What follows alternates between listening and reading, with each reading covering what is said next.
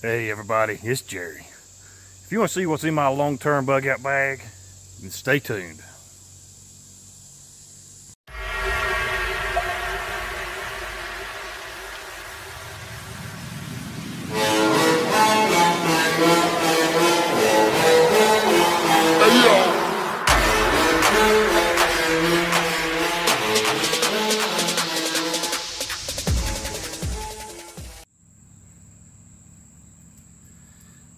Let's talk a little about bug out situations and bags. You know, if you have to bug out, you're not going to have enough time to just plunder around your house looking for different things to pack up. You're just going to have to grab something and go.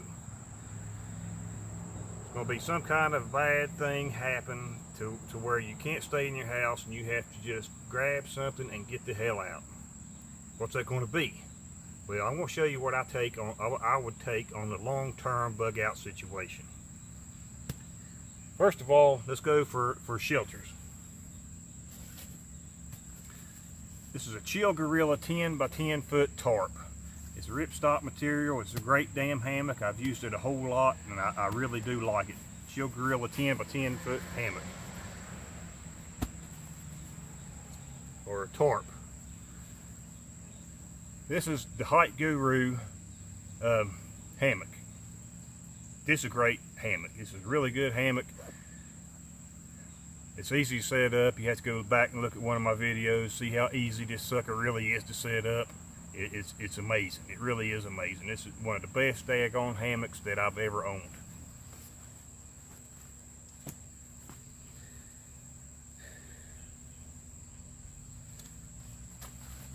Here's a little bag of tent stakes and cordage in there. For just cool nights, I have a wool blanket. I've got quite a few wool blankets. This is not the actual one that I would take. The one I take is in my other bag and I haven't went through it yet. But yeah, wool blanket. You cannot beat a wool blanket. I don't think so anyway. This right here is a 1949 military issued extreme cold weather sleeping bag. It's got the bivvy, which I don't know if it came waxed. I didn't get it waxed or waterproofed or anything. I waxed it myself. It's feather filled, and for really cold nights, it has the wool insert. It's a great. This is a great damn sleeping bag. It's big. It's roomy. It's just very good. I've actually got two of these. I've got two of these and two of the MSS sleeping bags. Or I got one of the MSS sleeping bags now. The MSS they're just a little too tight for me. For the insulation, you know, it has to be, you know, it's got to have some room in there. You have to have room. If you crunch up the insulation, it loses all value. And that's what happened with the MSS sleep system for me. So I gave it to somebody else who could use it.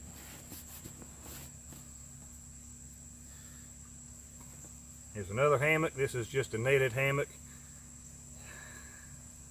I don't know, probably gonna get some people disagree with me, but I think this is just pretty much useless for anything.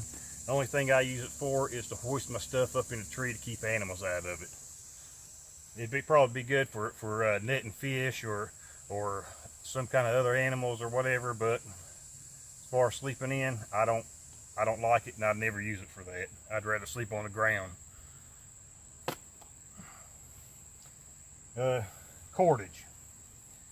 I have 50 feet right here of mule tape. You have to go back to one of my other videos and just listen to what I got to say about some mule tape. It's great stuff. It's really good stuff. And I've got two other things of cordage, a small and a large. This is a bank line. This hasn't been opened.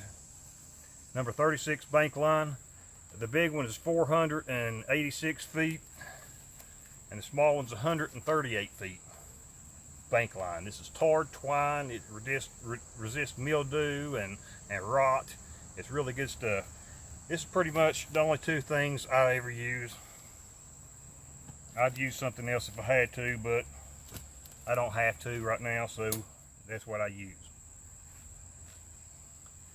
Got a couple headlamps. Headlamps are really good. I'd rather use a headlamp than a flashlight any day.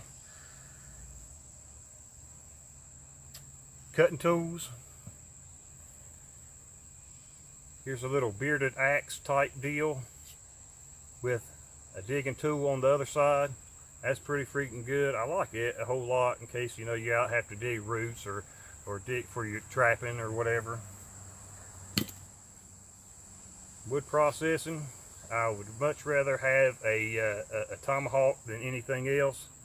If you break the blade, or if you break the handle of a tomahawk, you can easily replace it with just a stick out of a tree. Take a limb out of a tree, whittle it down a little bit, and bam, there you go. Instant fix. I want to show you this, and I hope nobody gets mad at me for saying this, but I think, this is just my opinion, you can take any damn thing you want to. This is just me. I think taking an axe is just completely crazy. I broke this hatchet out on a camping trip, and I would have spent the whole damn day trying to whittle out a new handle for this sucker. I'd spent half a day trying to get this out, and the other half trying to whittle a handle. And you could take maybe 5 minutes and replace this one. Okay, we're going with cutting tools. So here's an old cheap Winchester folding saw. It's really a piece of crap, but it's all I got, so I have to use it. This is a Jeff White Camp King. That's a hell of a knife right there. That's a beast of a knife. I really like this knife a whole lot. Here's another Jeff White. This is a bush knife. This is not the drop point. It's just got the straight, flat spine. It's a good damn knife too.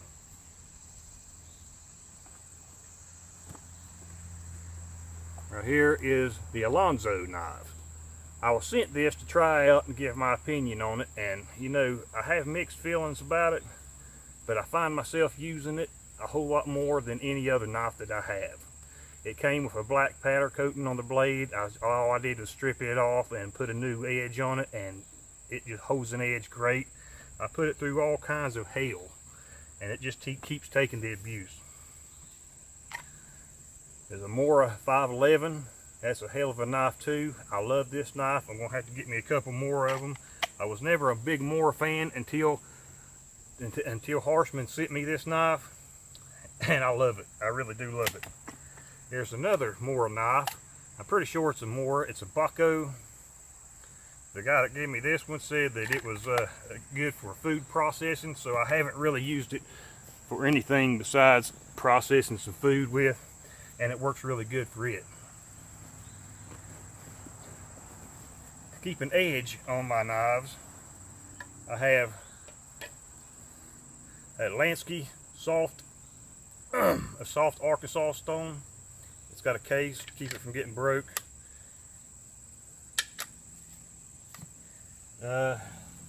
I'm not going to dig everything out of this bag, but I've got another a little diamond pencil type sharpener.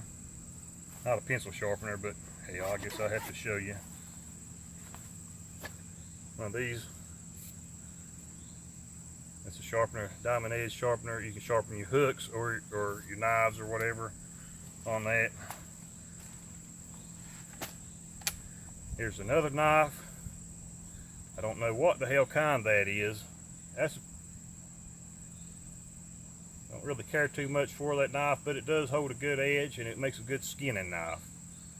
Good skinning knife. I have another ferro rod right here on the side of it. And the rest of the stuff in here is just fishing kit. Here's the frog jig.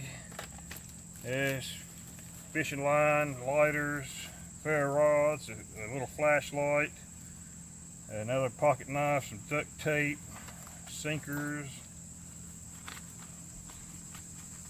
little bit of fat wood, blah, blah, blah. That's in this bag.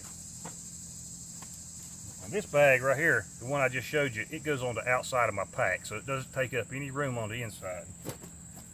Same as this one. Whoops, that's the back. Same as this one, which is a first aid kit. The Survivor Junkie made me this. It's packed full of every damn thing you possibly need. But this goes on the outside of your pack, so it does not take up any room on the inside. A couple more ferro rods with just the fat wood. I just shoved the ferro rod down into the fat wood. My cooking kit is the noodly palm. I recently got it and I really like it a whole lot.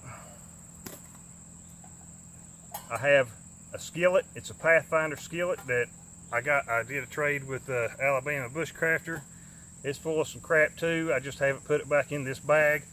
All this stuff goes into this leather bag. It's some fat wood, some spices, a ferro rod, a bellow, a spork, I like my fire spork, and some more bank line.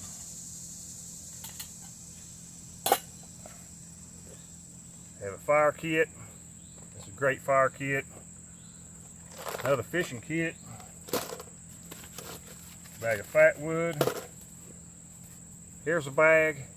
This is a waterproof bag, one of the seal bags, seal gear bag, and it's got an extra pair of socks, you know, wool socks, underwear, a wool cap. Multi-tool. This is a cheap Ozark trail, but it's better than nothing at all.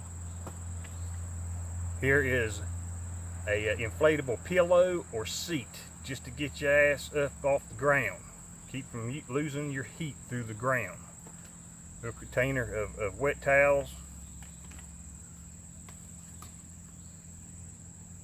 This is a little butane stove that I recently got. I haven't really got to try it out too good, but I'm going to put one in my bag anyway, just in case, you know, something happens and it's too wet out to cook or do whatever. I can use this along with this container, gas container, which the gas container, if it's really cold outside, you need to warm it up before it even works.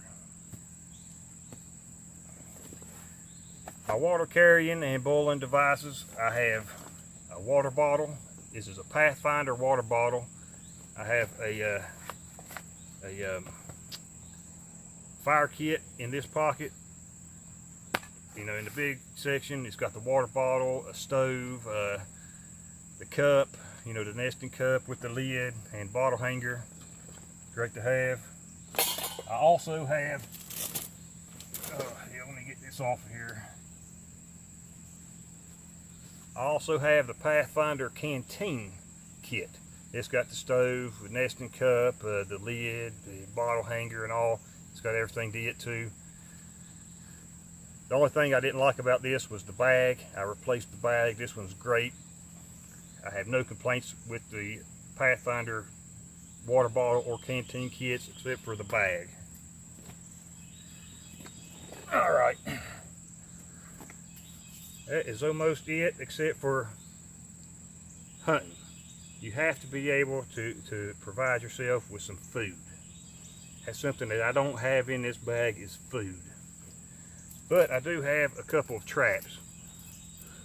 I have 2 small conibear kill traps. 2 of these. The place I'm going, I already have a lot of traps. You know, my bug out. When you bug out, you need to figure out where the hell you're going before you get there. And I already have a place. The only people who know where it's at is me and my wife. That's the only 2 people in this whole world that knows where this place is. It's a little hunting shack. I have plenty of shells and plenty of traps in that place. And we have a little extra clothes too. But anyway, I've got 2 of these kill traps, conibear kill traps, and about 6 snares. These are small snares for rabbit or any kind of small animal. But I have plenty more snares too. I got small, medium, and large. The largest I have is for bear. Yes, they do make snare traps for bear. Same as these, except for I don't have any for bear. But I have the small, medium, and large conibear kill traps. I wouldn't be carrying them in my bag because they're just too heavy. I've already got them at our hunting shack, and I'm good to go. So yep, well, this is all that I have in my bag. Now I have to put it all back in my bag. So I'm gonna get the hell off here. This is a video for Wes S. He wants to see what's in their bags. So this is what's in my bag, Wes. I'll probably add some more later on, but for now, this is it. So you guys have a great day, and I'm out of here.